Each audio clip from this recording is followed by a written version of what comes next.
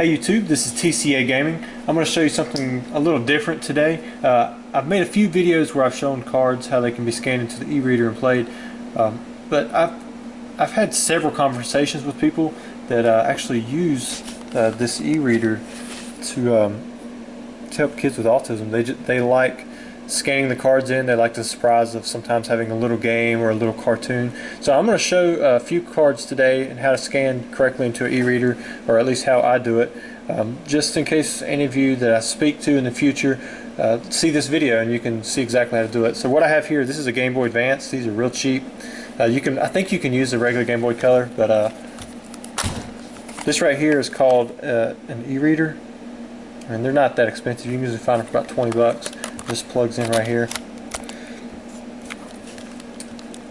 I press the power button down here. These do take batteries if you've ever not used them before. This one doesn't have a back. This will have a glare. I'm sorry about that, but let's see if it works. Now with old Game Boys, a lot of times they'll get stuck right here at the beginning.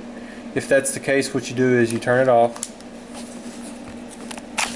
You pull this out and then you blow into this area and into this area, because just a little piece of dust can knock these things out. So now let's see if it works. Again, I apologize for the glare, but hopefully you can still see the screen well enough. See the camera more than anything right about now. See if I can angle it a little bit. So this says press the A button. That's this one right here. Code. And the first, you have scan card, communication, access, save data. I'm just going to scan the card, so press A. Alright, the first one I'm going to do here is Celebi. It's a cheap promo, about $3, $4, sometimes a little bit more expensive. They've gone up somewhat, but normally you can find them from around there. It's got a dot code on the side and the bottom. So I'm going to scan the bottom one first. Usually the bottom one gives the card data. So this basically tells exactly what the card is. I'm just pressing right, going through the information. And then this actually says the side dot code contains data for a cartoon. So what I'm going to do is I'm going to go back by pressing B. I'm going to hit scan card again. And this time I'm going to scan the side one. And you scan the card face down. And you want to do it slow. You don't slide it real fast like you do in a grocery store. It's real smooth. Now it pops up something else. It said it should be a cartoon, so hopefully that's what it is. I'm going to press A to start the application as it said.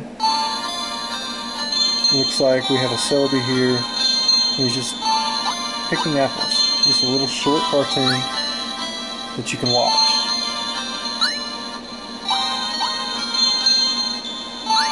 It's as simple as that. I mean, there are hundreds and hundreds of these e-reader cards that you can scan in.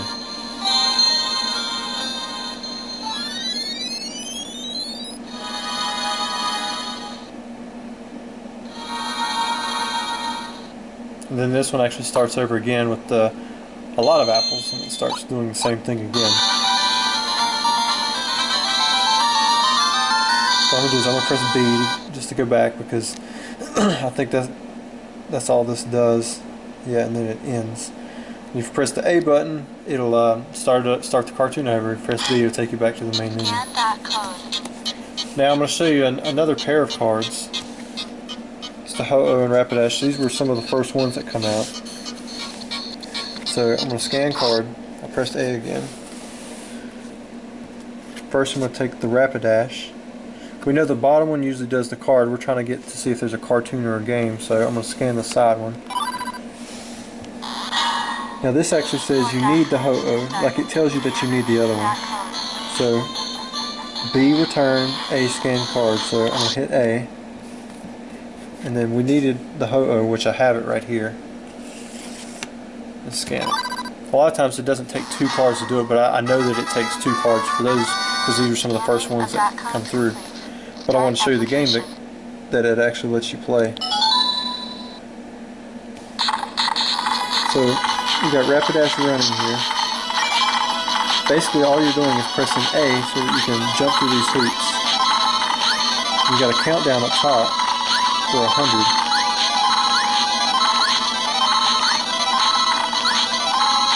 See how far I can make it. Just a little short game.